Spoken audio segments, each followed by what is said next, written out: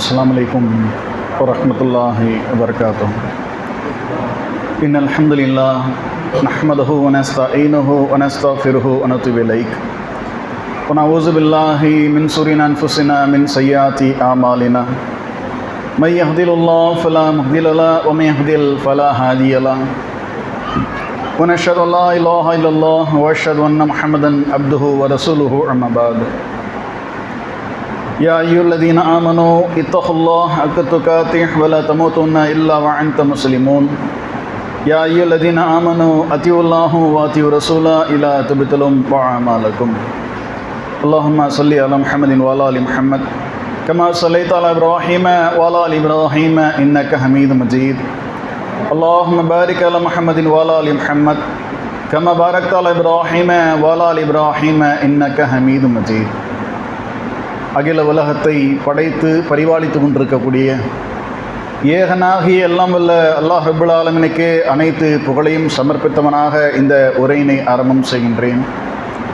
அவன் புறத்திலிருந்து இந்த அகிலத்துக்கோர் ஒரு அருட்கொடையாக அனுப்பப்பட்ட அண்ணலும் பெருமானா நபிகள் நாயகம் ரசூலுல்லாஹ் ஸல்லல்லாஹு அலைஹி வஸல்லம் அவர்கள் மீதும் அவருடைய வாழ்க்கை நெறிகளை தங்களுடைய வாழ்க்கை நெறிமுறைகளாக புரிந்து கொண்டு வாழ்ந்த உத்தம சஹாபாக்கள் சஹாபிய பெண்மணிகள் மீதும் இந்த மார்க்கத்திற்காக அரும்பாடுபட்ட அனைத்து அல்லாஹ்வின் நல்லடியார்கள் மீதும் குறிப்பாக அவனுடைய தூய மார்க்கத்தை அதன் தூய வடிவில் அறிந்து கொண்டு அதன் அடிப்படையில் அமல் செய்து ஈரோலத்திலும் வெற்றி பெற வேண்டும் என்ற ஒரு நல்ல நோக்கத்தோடு இங்கே ஒன்று கூடியிருக்கிற நம் அனைவரும் மீதும் ஏகனாகி இல்லாமல் அல்லாஹுடைய சாந்தியும் சமாதானமும் என்றென்றும் நீடித்து நிலவட்டுமாக. கண்ணியத்திற்கும் மாண்புக்குரிய நறுமை தொப்புள் கொடி சகோதர சகோதரிகளே, தாய்மார்களே, அல்லாஹுடைய மாபெரும் அருள் நிறைந்திருக்கிற இந்த ரமலானுடைய மாதத்தை பயனுள்ள விதத்தில் அமைத்து கொள்ள வேண்டும் என்கின்ற ஒரு நல்ல நோக்கத்தோடு தினந்தோறும் இரவு தொழுகைக்கு பின்பாக தொடர் தலைப்பினுடைய பயானுடைய நிகழ்ச்சியில் நாம் எல்லாம் பங்கெடுத்து வருகிறோம். அந்த வரிசையில் இன்றைய தினம் 5வது இரவு பகுதியை நாம் எல்லாம் அடைந்திருக்கின்றோம். அல்லாஹுடைய அருள் நிறைந்திருக்கிற முபாரக்கான பர்க்கத்து நிறைந்திருக்கிற இந்த மாதத்தில் நபிமார்களுடைய பிரச்சாரம் என்கின்ற தலைப்பில் ஆரம்ப 10 இரவுகளிலே நாம் எல்லாம் நபிமார்கள் செய்த பிரச்சாரங்களை பற்றி தெரிந்து அறிந்து நம்முடைய வாழ்விலே அவற்றை செயல்படுத்த வேண்டும் என்ற ஒரு உயரிய நோக்கத்தோடு நாம் பல நபிமார்கள் செய்திருந்த பிரச்சாரங்களை வரிசையாக பார்த்து வருகிறோம். அந்த வரிசையில் இன்றைய தினத்தில் பார்க்கக்கூடிய நபி, நாம் எந்த நபியை பற்றி இன்றைய தினத்தில் பார்க்க போகிறோம் என்று சொன்னால் ஷுஹைப் அலைஹிஸ்ஸலாம் என்கின்ற ஒரு நபி. இந்த நபியை பற்றி பரவலாக பல பயான்களிலே நாம் அறிந்திருப்பதற்கான வாய்ப்பு குறைவுதான். எப்படி இப்ராஹிம் அலைஹிஸ்ஸலாமை பற்றியான செய்திகளை நாம் பல பயான்களிலே அறிந்திருப்போமோ, எப்படி மூசா நபியினுடைய செய்திகள் பற்றிய பல பயான்கள் வாயிலாக நாம் அறிந்திருப்போமோ, அதுபோன்றான அறிமுகம் என்பது ஷுஹைப் அலைஹிஸ்ஸலாமுடைய நிலையை பற்றி பிரபலமாக அதிகமாக நாம் அறிய முடியாத ஒரு சூழல் தான் இருக்கிறது. அப்போ ஷுஹைப் அலைஹிஸ்ஸலாம் அவர்கள் தன்னுடைய சமுதாயத்திற்கு எந்தளவுக்கு பிரச்சாரத்தை செய்தார்கள், எந்தெந்த முறைகளிலே வடிவத்தில் பிரச்சாரங்களை மேற்கொண்டார்கள், அந்த பிரச்சாரத்தினுடைய வெளிப்பாடாக அந்த சமூகம் இவருக்கு கொடுத்த நிகழ்வுகள் என்ன என்கின்ற சாராம்சத்தை எல்லாம் ரத்தின சுருக்கத்தோடு இன்றைய தினத்தில் நாம் அறிந்து கொள்ள போகிறோம் இன்ஷா அல்லாஹ். நபி ஷுஹைப் அலைஹிஸ்ஸலாமை பற்றியான தகவல்கள் திருக்குரானிலே பல அத்தியாயங்களிலே அல்லாஹ் ரப்புல் ஆலமீன் பேசியிருக்கின்றார். மதியன் என்கின்ற ஒரு பகுதி இருக்கிறதாம். அதை மதியன் என்கின்ற பகுதியில் வாழக்கூடிய மக்களுக்கு அல்லாஹ் ரப்புல் ஆலமீன் ஷுஹைப் அலைஹிஸ்ஸலாமை ஒரு தூதராக நபியாக அனுப்புகின்றார். அப்போ அந்த தூதத்துவ பணியை செய்யக்கூடிய ஷுஹைப் அலைஹிஸ்ஸலாம் ஆரம்பத்தில் அவர்கள் ஏகத்துவ கொள்கை எடுத்து சொல்லுகிறார்கள். அருமை சமுதாயமே, இந்த உலகத்தில் அல்லாஹ்வை தவிர வேற யாரையும் நாம் என்ன செஞ்சிடக்கூடாது, வணங்கி வழிபடக்கூடாது. இந்த உலகத்தில் நம்முடைய கரங்களால் உருவாக்கப்பட்டதை எல்லாம் இறைவனுக்கு நிகராக நாம் கருதிவிடக்கூடாது என்கின்ற கொள்கையை தெளிவாக சொல்லுகிறார். இது போக அந்த சமுதாயத்தை அல்லாஹ் ரப்புல் ஆலமீன் எப்பேற்பட்ட சமூகமாக வைத்திருந்தான் என்ற விஷயம்தான் ரொம்ப முக்கியம். இந்த நபியினுடைய வாழ்க்கையில் நமக்கு ஏராளமான படிப்பின் இருக்குதுங்க, கொஞ்சம் தெளிவாக கவனிச்சுக்கிறங்க. மதியன் நகர்வாசிகளை பற்றி அல்லாஹ் சொல்லும் பொழுது அவர்கள் சாதாரணமான மனிதர்கள் கிடையாதாம். எப்பேற்பட்டவர்கள்? பெரும் செல்வத்துக்குரியவர்கள். சாதாரணமான நம்முடைய பகுதியை போன்றான நிலையில் இருக்கிற நகரம் கிடையாது. மாறாக பெரும் செல்வந்தர்கள் போன்று வாழ்ந்திருந்த வாழ்க்கையை அவர்கள் வாழ்ந்ததாக அல்லாஹ் திருக்குரானிலே பதிவு செய்கின்றான். செல்வம் நிறைந்திருக்கிற அந்த பகுதியில் வாழக்கூடிய மக்களுக்கு அல்லாஹ் ரப்பல் ஆலமீன் இந்த சுஹைப் என்று சொல்லக்கூடிய நபியாக அல்லாஹ் ரப்பல் ஆலமீன் அனுப்புகின்றான். அந்த மக்கள் என்ன மாதிரியான விஷயங்களை செய்து கொண்டிருந்தார் என்று தெரியுமா? பல சிலை வழிபாடுகளை அவர்கள் வணங்கி கொண்டிருந்தாலும் பெரும் ஒரு தவறையும் அந்த சமூகத்தார்கள் செய்து கொண்டிருந்தார்கள். என்ன தவறு? சுஹைப் நபி அனுப்பப்பட்ட மதியன் வாசிகள் என்ன தவறை செய்து கொண்டிருந்தார்களாம்? அளவில் நிறைவாக கொடுக்காமல், சரியாக கொடுக்காமல், அளவுகளில் குறைத்து அதில் குளறுபடிகளை செய்யக்கூடியவர்களாக இருந்தார்கள். அளவு நிறுவைகளில் அவர் என்ன செய்வாங்களாம்? மக்களிடத்திலிருந்து அவர்கள் பொருட்களை வாங்கும் பொழுது நிறைவாக வாங்குவார்கள். மக்களுக்கு அவர்கள் வழங்கும் பொழுது அளந்து கொடுக்கும் போது எப்படி கொடுப்பாங்களாம்? நிறைவாக கொடுக்காம குறைவு செய்வார்கள், குறைச்சு கொடுப்பாங்க. தங்களுக்கு லாபம் ஈட்டக்கூடிய விதமாக அநியாயமான முறையில் செயல்களை செய்யக்கூடியவர்களாக இருந்தார்கள். இந்த விஷயத்தை தடுக்கவே அந்த சுஹைப் அலைஹிஸ்ஸலாம் பிரச்சாரத்தை மேற்கொள்கிறார்கள். அருமை சமுதாயமே, அல்லாஹ் ரப்பல் ஆலமீன் உங்களை ஏழ்மை நிலையில் வைக்கல, உங்களை அல்லாஹ் ரப்பல் ஆலமீன் வசதி வாய்ப்போடத்தான் வேலை செய்திருக்கிறான். ஒரு தவறு செய்வதற்கு ஒரு திருடன் போய் கேளுங்களேன், ஏன்பா திருடுன்னு சொன்னா வறுமை, பசி, பட்டினி, அதனால் தான் திருட்டு தப்பு. அந்த செய்யக்கூடிய தொழிலை செய்யக்கூடியவன் சொல்லுகின்றான், வறுமையின் காரணமாக, பசியின் காரணமாக நான் திருட்டில் ஈடுபடுகின்றேன் என்று சொல்லுவான். ஆனால் சுஹைப் நபி அவர்கள் அனுப்பப்பட்ட அந்த மதியன் வாசிகள் பெரும் செல்வந்தர்களாக, வசதி வாய்ப்பு மக்களாக இருந்தவர்கள், அளவு நிறைவுல குறை செய்யக்கூடிய மக்களாக இருந்திருக்கிறான்ற விஷயத்தை அல்லாஹ் ரப்பல் ஆலமீன் பதிவு செய்கின்றான். அத்தோடு முடிக்காமல் அவர்கள் பல தெய்வ வழிபாடுகளையும் கடைபிடித்து கொண்டிருந்தார்களாம். அல்லாஹ் திருக்குரான்ல அப்படிதான் சொல்றான். அப்ப சுஹைப் அலைஹிஸ்ஸலாம் முதலாவதாக தௌஹீதுடைய பிரச்சாரத்தை எடுத்து வைக்கிறாங்க. நீங்கள் எதையெல்லாம் வழிபட்டு கொண்டிருக்கிறீர்களோ அவையெல்லாம் அல்லாஹ்வுக்கு நிகராக நீங்களோ எதெல்லாம் கருதி கொண்டிருக்கிறீர்களோ அவையெல்லாம் பெரும் பாவம். அது ஒரு கால் நீங்க செஞ்சிடக்கூடாது. அல்லாஹ் ரப்பல் தடை போட்டிருக்கிறான். அல்லாஹ்வுக்கு அநீதி இழைக்காதீங்க என்கின்ற ஏகத்துவ பிரச்சாரத்தை எடுத்து வைக்கிறாங்க. இந்த விஷயத்தை சொன்ன உடனேயே சுஹைப் நபியை அவர்கள் கடுமையாக கண்டனங்களை பதிவு செய்கிறார்கள். இப்பேற்பட்ட கண்டனம், சுஹைபே, நீ ஒரு பலமான சமுதாயத்தை சேர்ந்தவனா இருக்கிற, உன்னுடைய சமூகத்தாரை சார்ந்திருக்கிறாய். உன்னுடைய சமூகத்தார் மட்டும் இல்லைன்னு சொன்னார். நம்ம சொல்லல, உன்னுடைய குடும்பம் பெருசு, உன்னுடைய ஊரார்கள் நல்ல செழிப்பான நபர்கள், உன்னுடைய பரம்பரை ரொம்ப பெரிய பரம்பரை, இப்படிலாம் சொல்லுவோம் இல்லையா? அந்த மாதிரி சுஹைப் நபி பார்த்து சொல்றாங்க, சுஹைபே, உங்களுடைய சமூகத்தார் மட்டும் உங்களுக்கு துணையாக இல்லை என்று சொன்னால் உங்களை நாங்கள் என்ன செஞ்சிருப்போம்? கற்கள் எறிந்தே சாகடித்திருப்போம், கல்லு தூக்கி அடிச்சே சாகடித்திருப்போம். உங்களை நாங்கள் எப்படி தெரியுமா பார்க்கிறோம்? எங்களை விட நீங்கள் பலவீனமாக இருக்கிறீங்க. செல்வ செழிப்பு கிடையாது, அதிகாரத்தில் கிடையாது, எந்த நிலையிலும் இல்லாமல் நீங்கள் பலவீனமான மனிதராகத்தான் இருக்கிற என்ற விஷயத்தை நாங்கள் காண்கிறோம். எங்களுடைய வணக்க வழிபாடுகளையும் அவர்கள் சொல்கிறார்கள், எங்களுடைய முன்னோர்கள் எங்களுக்கு வழிகாமித்து தந்த அந்த வழக்க வழிபாடுகளையும் நாங்கள் எங்களுடைய பொருளிலே எங்களுடைய சிந்தனைக்கு தகுந்தார் போன்று செயல்படுவதை எது தடுத்தது? உன்னுடைய தொழுகையா? நீங்க தொழுகிற பார்த்தீங்களா? இந்த வணக்கம் தான் எங்களுடைய தெய்வங்களை வணங்கக்கூடாது என்று சொன்னதான். இந்த வணக்கம் தான் எங்களுடைய அளவு நிறைவுகளை குறைவு செய்யக்கூடாது என்று சொன்னதுதான். அப்படி என்று சொன்னால் நீ ரொம்ப சகிப்புத்தன்மை மிக்கவராகும், ரொம்ப நல்லவ மாதிரியே இருக்கிறியே என்ற விஷயமா கேலியா பேசுறாங்க.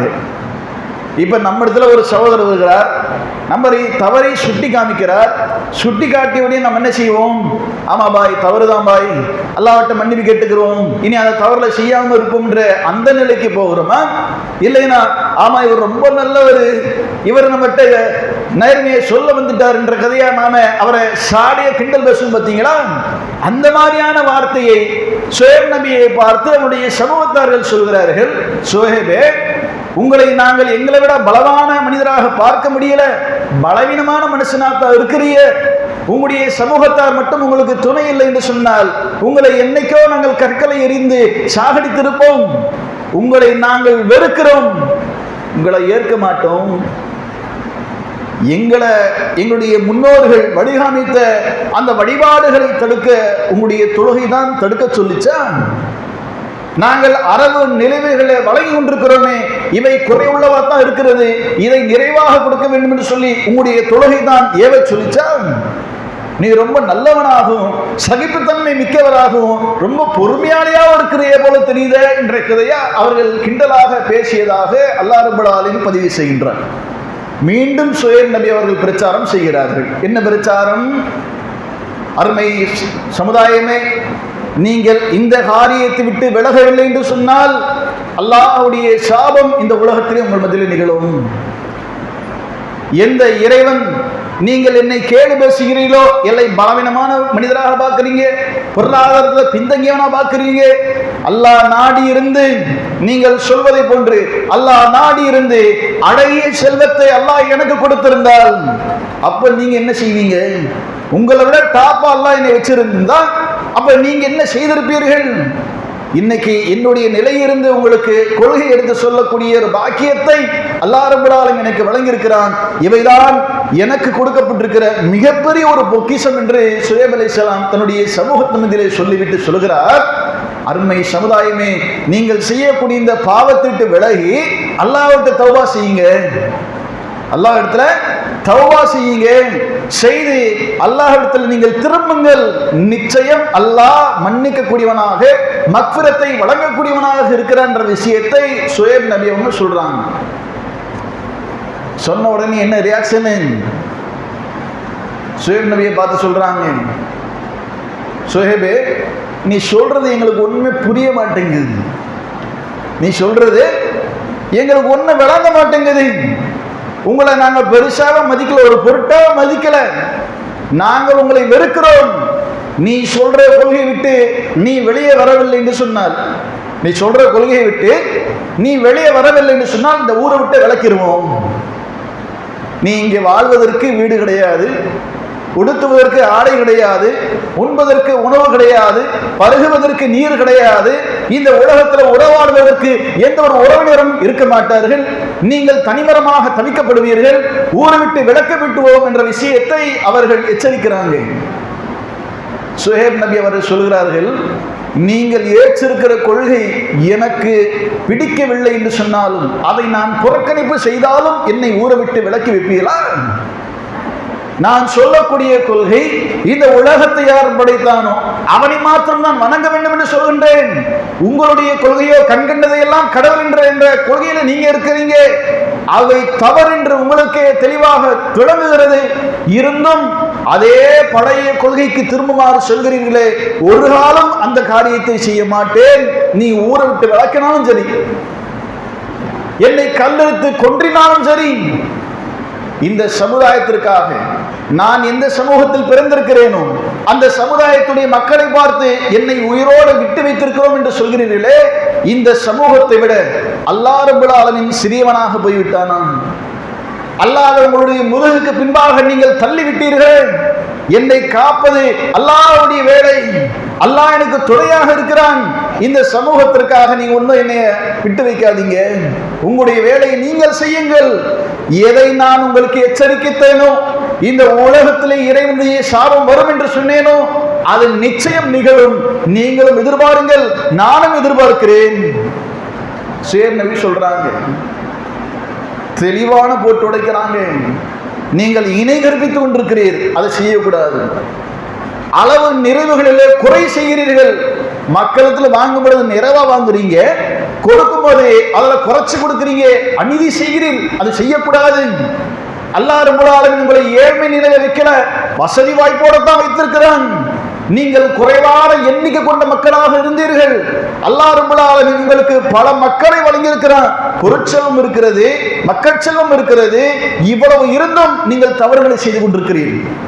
வேண்டாம், செய்யாதீங்க, தௌபா புரிந்து கொள்ளுங்கள், அல்லாஹ்விடத்தில் திரும்புங்கள், அல்லாஹ் பாவ மன்னிப்பை வழங்கக்கூடியவனா இருக்கிறான் என்று சொல்லி அந்த மக்கள் ஷுஐப் நபியை வெறுக்கிறார்கள். ஷுஐபே சொல்லுகிறார், அருமை சமுதாயமே, என் மீது இருக்கிற வெறுப்பினால் நீங்கள் நாளை மறுமையில நரக படுகொலிக்கு சென்று விடக்கூடாது. நான் சொல்றது உங்களுக்கு பிடிக்காட்டியும் பரவாயில்ல, நீங்களே அல்லாஹ்விடத்துல பாவ மன்னிப்பு தேடுங்க. நான் சொல்லித்தான் நீங்க தேடியதாக இருக்க வேண்டாம், நீங்களாக போய் தேடிக்கொள்ளுங்கள் என்று கூட சொல்றாரு. எந்த அளவுக்கு அந்த சமூகத்திற்கு பிரச்சாரத்தை செய்ய முடியும் என்ற விஷயத்தை ஷுஐப் நபி இடத்திலும் பார்த்துக் கொள்ளலாம். இப்ப இவ்வளவு சொல்லியும் அந்த சமூகம் ஏற்க மறுக்கிறது. ஒரு தடவை அல்லாஹ்விடத்தில் பிரார்த்தனை செய்யறாங்க. இதோ அல்லாஹ் ரப்பல் ஆலமீன் அந்த சமூகம் எதிர்பார்த்து கொண்டிருக்கிற ஒரு காரியத்தை நிகழ்த்துகிறாங்க. என்ன காரியம்? பெரும் நிலநடுக்கம், ஒரு பெரும் பூகம்பத்தை எல்லாம் வெடிக்க செய்கிறான். அதுல எல்லோரும் அழிந்து போகிறார்கள். காலை நேரங்களிலே ஷுஐப் நபி அந்த சமூகம் வாழ்ந்த இடத்திற்கு செல்லும் பொழுது அவருடைய வீடுகளிலே அவர்கள் விழுந்து கிடக்கிறார்கள். விழுந்து கிடக்கக்கூடிய அந்த சமூகத்தை பார்த்து ஷுஐப் அவர் சொல்றாங்க, நீங்கள் அல்லாஹ்வை ஏக இறைவனை மறுத்த நிலையில மௌத்தா போகும் பொழுது உங்களை எப்படி நான் சீர்படுத்துவது? நாசமா போகணும்னு போயிட்டிய, பிறகு அல்லாஹ்வுடைய வேதனை வரும் என்று எச்சரிக்கையும் செய்தேன், எச்சரிக்கையும் புறந்தள்ளி விட்டீர்கள், அல்லாஹ்வுக்கு மாறு செய்து விட்டீர்கள். அல்லாஹ்வுடைய சாபம் இறங்கிய பிறகு உங்களுக்காக நான் எப்படி பரிந்து பேசுவது என்கின்ற அந்த மனகவலையோடு கடந்து போறாங்க ஷுஐப் நபி அவர்கள். மதியன் வாசிகளுடைய நிலை இவ்வாறாக அமைந்ததாக அல்லாஹ் ரப்பல் ஆலமீன் திருக்குர்ஆனிலே பதிவு செய்கின்றான். ஒரு கணம் சிந்தித்து பாருங்கள், மதியன் வாசிகள் எப்பேற்பட்ட மக்களாக இருந்திருக்கிறாங்க என்ற விஷயத்தை அல்லாஹ் ரப்பல் ஆலமீன் திருக்குர்ஆனில் பதிவு செய்கின்றான். பெரும் செல்வந்தர்கள், ஏழைவாழை மக்கள் கிடையாது. அவர்களுக்கு அல்லாஹ் ரப்பல் ஆலமீன் செல்வத்தை கொடுத்திருந்தான். செல்வத்தை கொடுத்தது போன்று குறைவான மக்களாக இருந்தாங்க. மக்கள் தொகையை அல்லாஹ் ரப்பல் ஆலமீன் பெருக்கி கொடுக்கிறான். பொருட்செல்வம் கிடைக்கிறது, மக்கள் செல்வம் கிடைக்கிறது. இரண்டும் கிடைத்தும் அவர்கள் பல கடவுள்களை வழங்கிட்டு இருந்தாங்க. அதை எதிர்த்தார் ஷுஐப் நபி, தவறென்று புரிய வைத்தார் ஷுஐப் அலைஹிஸ்ஸலாம். அதோடு சேர்த்து மக்களிடத்தில் பொருட்களை விநியோகம் செய்யும் பொழுது அந்த பொருட்களை அவர்கள் குறைத்து கொடுத்து கொண்டிருந்தார்கள். இவை அநீதி, மக்களுக்கு செய்யக்கூடிய அநீதி, இதை நீங்கள் செய்யக்கூடாது என்று தடுத்தாங்க. இந்த இரண்டு விஷயத்தையும் பிரச்சாரம் செய்யும் பொழுது ஷுஐப் நபியை பார்த்த சமூகம் என்ன சொல்லிச்சு? நாங்கள் எங்களுடைய விருப்பத்தின் அடிப்படையில் இந்த மாதிரியான செயல்படுகின்றோம். இந்த விருப்பத்தின் அடிப்படையில் செயல்படுவதை நீங்கள் தடுத்தால் உங்களை கல்லெடுத்து கொன்றும், உங்களை கல்லெடுத்து அடிச்சே சாகடிச்சிரும்ன்ற நிலையில அவங்க சொல்றாங்க. இப்ப ஷுஐப் அலைஹிஸ்ஸலாம் இறுதி கட்டத்திலையும் பிரச்சாரம் செய்யறாங்க. அல்லாஹ்விடத்துல தௌபா செய்து கொள்ளுங்கள், என் மீது உங்களுக்கு வெறுப்பு இருக்கிறது, அந்த வெறுப்பை கொண்டு நீங்கள் நரத்து போயிடக்கூடாது, நீங்களா அல்லாஹ்விடத்துல துஆ செய்யுங்க, பாவ மன்னிப்பு தேடுங்க, அல்லாஹ் நிச்சயம் மன்னிக்க கூடியவனாக இருக்கிறான்ற விஷயத்தையும் சொல்றாங்க. இருந்தும் அவர்கள் மறுக்கிறார்கள். அப்ப ஷுஐப் அலைஹிஸ்ஸலாம் எந்த அளவுக்கு தன்னுடைய சமூகத்தின் மீதிலே பிரச்சாரங்களை புரிந்திருக்கிறார் என்ற விஷயம் பார்க்கிறோம்ல. ஏகத்துவ கொள்கையை முதலாவதாக போதிக்கிறாங்க. அந்த ஏகத்துவ கொள்கை எப்படி சொல்றாங்க? உங்களுக்கு அல்லாஹ் எல்லாத்தையும் கொடுத்திருந்தும் நீங்கள் பல கடவுள்களை வணங்கி கொண்டிருக்கிறீர்கள், இது இறைவனுக்கு செய்யக்கூடிய அநீதி, இதை நீங்கள் செய்யக்கூடாது என்று சொன்னார்கள். இன்னைக்கு நம்ம இடத்துலயே எத்தனையோ செல்வந்தரான சகோதரர்கள் இருக்கிறாங்க. ஏழையான சகோதரர்கள் அதிகமாக தௌஹீதில் இருந்தாலும் பல நபர்கள் செல்வ செழிப்போடு இருக்கத்தான் செய்கிறார்கள். அவர்களுக்கு அல்லாஹ் ரப்பல் ஆலமீன் செல்வத்தையும் கொடுத்திருக்கிறான், மக்கள் செல்வத்தையும் கொடுத்திருக்கிறான், பொருட்செல்வத்தையும் கொடுத்திருக்கிறான். இரண்டும் வழங்கப்பட்டிருந்தும் அவர்கள் என்ன செய்யறாங்க?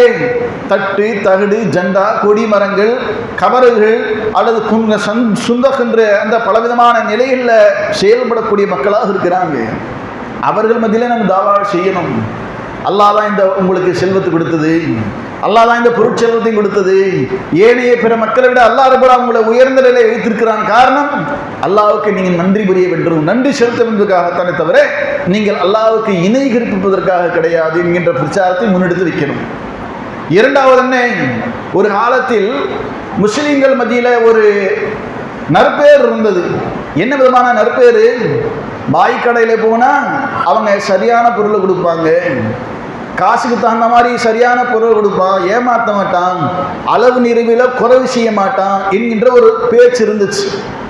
இன்னைக்கு நம்முடைய சமுதாயரே என்ன சொல்றாங்க? அண்ணாச்சி கடையில் வாங்கிட்டு வா, செல்வம் கடையில் போய் வாங்கிட்டு வா, முன்சாமி கடையில் வாங்கிட்டு வா, நம்பாத கடை வாங்காத. சாதாரணமான ஒரு இட்லி கடைங்க ஒரு முஸ்லீம் சோதர் நடத்துகிறார்.